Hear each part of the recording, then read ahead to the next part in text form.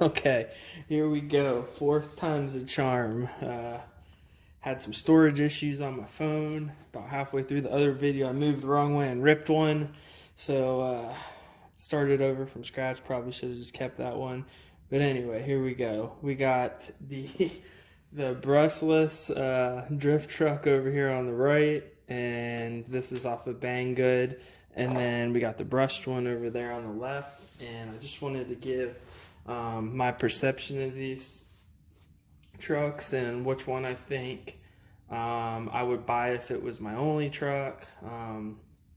Just kind of share. I like having both of them. It's fun to take them both out and do different things with them and have a friend over and kind of swap back and forth. They are completely different trucks though, the brushless versus the brushed one. And I just kind of want to share my experience. So I'm going to start out with the brushed one. The brush truck is the better drift truck.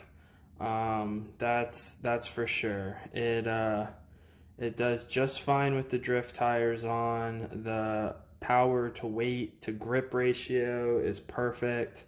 It's a really good drift vehicle, and after I got more into these and started looking into drift cars, I noticed a lot of them do have brush motors on them. And it's probably because the brushless seems like it's a little too much when you're trying to drift and control things. But the main thing I noticed about the brushed one versus the brushless, at least on this platform, is the throttle control is just so much smoother on the brushed one versus the brushless. What I mean by that is with this brushless version over here, the first 25% of it is very glitchy. It kind of hesitates on you. And then you get into like past 25%, and this whole area here is really smooth. But this first little spot, it's very glitchy. It doesn't really do what you want. And that's really hard on a drift car when you're trying to do like slow drifts and controlled drifts. And then on this car, it comes on like a turbo or something. Like all of a sudden it's just so much boost. Like it has lag and then just so much power all at once that it's very hard to control. So you actually have to kind of keep it in this area here, which is kind of wide open, but that also kind of makes it fun to drive too. So as far as, what's the better drift car? I would say the brushed version is the one to go to if that's all you're wanting out of this is a best bang for buck drift car. Go ahead and get the brushed one. Now, as far as the brushless one goes, it's a monster. If you put these tires back on it and you take it out and you go do some rips, you can drift with these tires on, no problem. It is super fun, super fast. It probably does about 30 miles an hour. You'll see this car over here in the background. That one I can, do like 60 with. That's my rally, and I got some like plastic wheels on it, drift rings that I put on there. Sorry to my subscribers that are waiting for the next videos on that. I've just been super busy, but anyway, back to this. So this thing's kind of crazy. Like when you put these wheels on here, you'll be surprised, how fast it is, how fast it gets up to speed. This thing does have metal axles and drive shafts, so you're kind of like, oh wow, this is the way this car was made to be.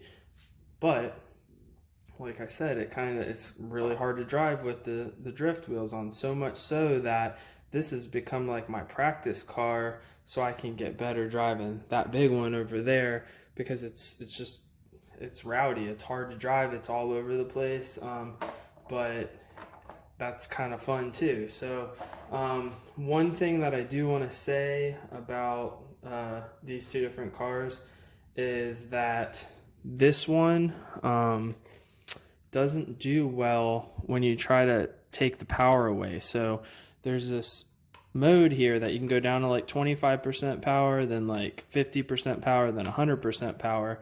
And with the brushless one, if you take the power away, that glitching just gets ridiculous. Like it's like bop, bop, bop, bop. And I found once you kind of shut it down like that and then try to go back up, it's even worse. It glitches even worse up top. So what I do is when I turn it on, I just leave it wide open it's a fun truck that way, but it does have its issues. So anyway, I burned out the first ESC with this battery here. I tried getting a better battery to see if that would help with the glitching. Used it about 5 times. Glitching got worse with this battery, so I think it's something with the ESC. And I even tried different connectors, all that. But yeah, it burned out the first one. They sent me another one.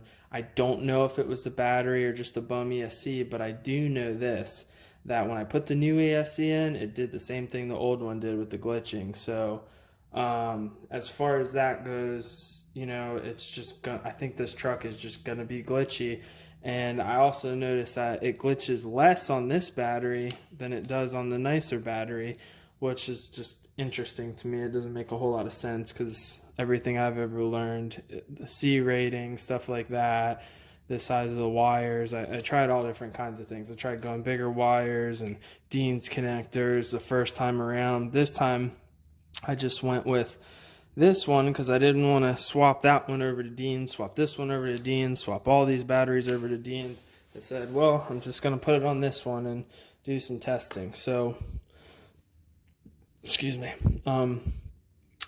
So yeah, that's kind of the brushless version. It's the better RC car if you're trying to run it with these tires. This is the better drift car because when you can change the power levels and stuff. If you want to let your 4-year-old play with it, he can go play with it going 5 miles an hour. This one can't really do that. It's just always kind of fast, and it's just messy when you start switching those switching the buttons around and stuff like that. What I did learn, I tried it tonight, this battery is amazing on the brushed vehicle. It just smooths everything out. Like I can do like perfect circles and come back in real slow and then go right back out, and the throttle control is just amazing. So what I've kind of come up with is I would say get them both if you can. If you can't and you gotta pick one vehicle, it depends what you want. If you want an RC car, a cool little RC truck that you can go real fast with, drift around, you're gonna eat these tires up pretty quick, go with this one. This one's a lot more fun as an RC car. It's crazy seeing a little car a car this small do like 30 miles an hour. This one's super boring with these tires on here. You won't leave them on there very long at all. It's something a 10-year-old would like, but this one's fun. I've got cars that do 60 miles an hour, and I had a blast with these tires on there, and it drifts everywhere. If you're looking for a drift car, go with this one, because that's what I was looking for. I've already got fast RC cars. I wanted something that I could, drift in the house with, drift in my garage with, in small places, put some cones up, and just get really dialed with, and that's this car. And then when you combine this battery with this car, it's excellent. This one was so powerful with the drift tires on that I had to do all this suspension work to make it softer, just to try to gain some grip. I cut the springs. I took off the little spacers here. I had to cut these spacers in half, and I probably need to actually take them all the way off to make some more grip, because it's so powerful for these tires.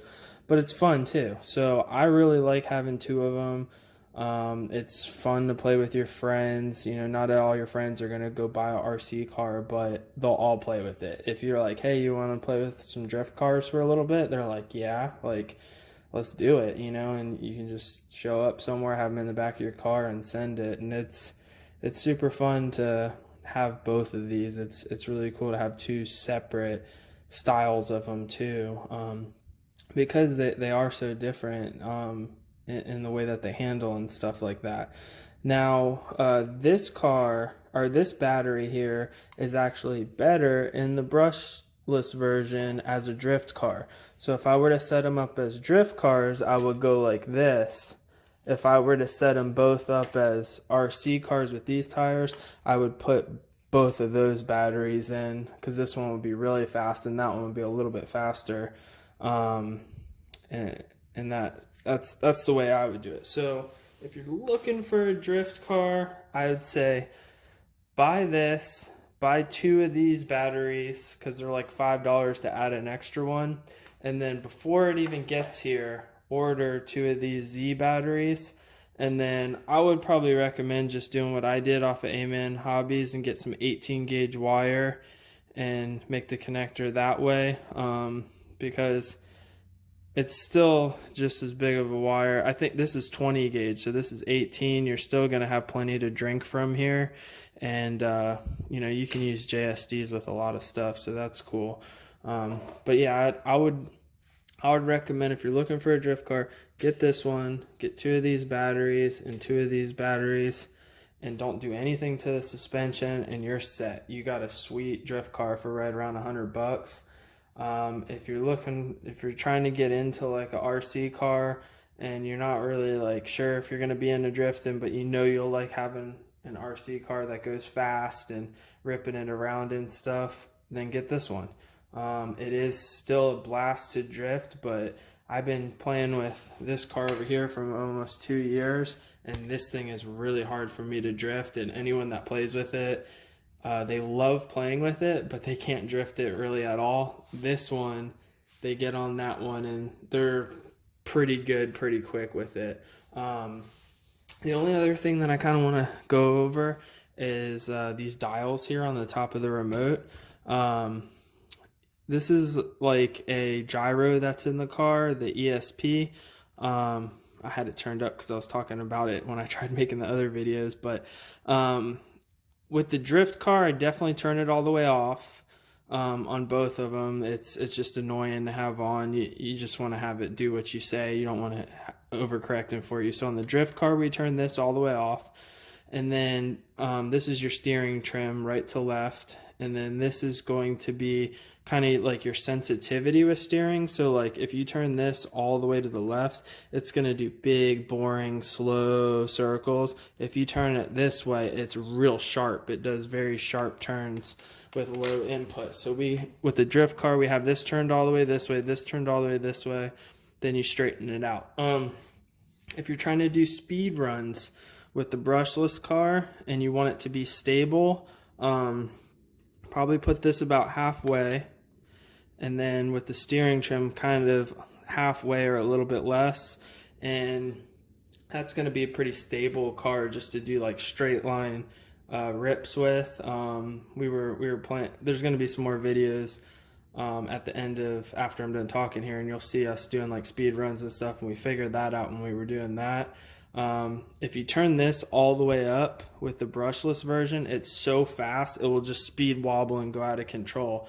So this whole setup here just seems, anything you can change through the transmitter just seems to do better with the brushed car. And there are some benefits with the brushless one too, like, you know, being able to make it steer better. But I personally believe that this car was made to be a brushed version, and then they added the brushless after the fact and kind of made it work, but only because this part just is trash with it. Like it just doesn't make any sense, like how bad the thing operates when you use this. So just kind of know that when you get into it. Like if you go brushless, it is more expensive. It's like $20 more, but what you're gonna get out of this is speed.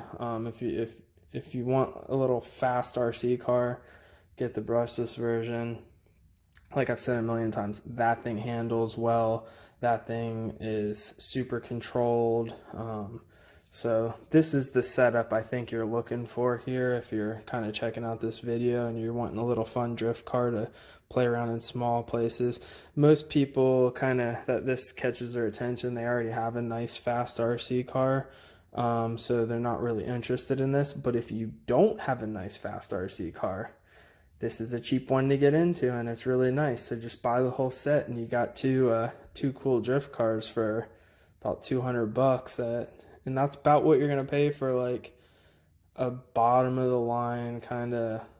You're gonna pay about $250 for like a not so great entry-level drift car. So, you know, if you're not going to get super serious and go do competitions and stuff, this thing seems pretty cool. And They're starting to set up, like, you can get a lot of parts for these on eBay. If you want to go check, you can go look before you buy it. And you can even buy this one. I got this one off of eBay for I think 65 bucks, and it was at my house in 2 days. So I thought that was pretty cool. I'll try to put a link to that in the description down below. One more thing that just came on that I just realized.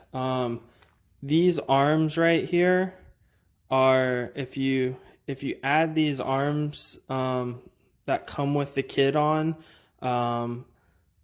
you'll get your toe just right, because the ones that come on the car, it's towed in too much and that makes it steer really bad. So you put these ones on and they come in the kit, and you just pop that one off and put some grease in and pop them on there, and it gives you like the perfect amount of outside toe like that. So yeah, I hope this is helpful to somebody. I would have loved to seen this video before I bought one, so that's why I'm making it, just to be helpful to you guys. But thanks to everyone who's been subscribing. If you haven't subscribed, please go ahead and do it. Please know your bed. That was my son. Have a good day.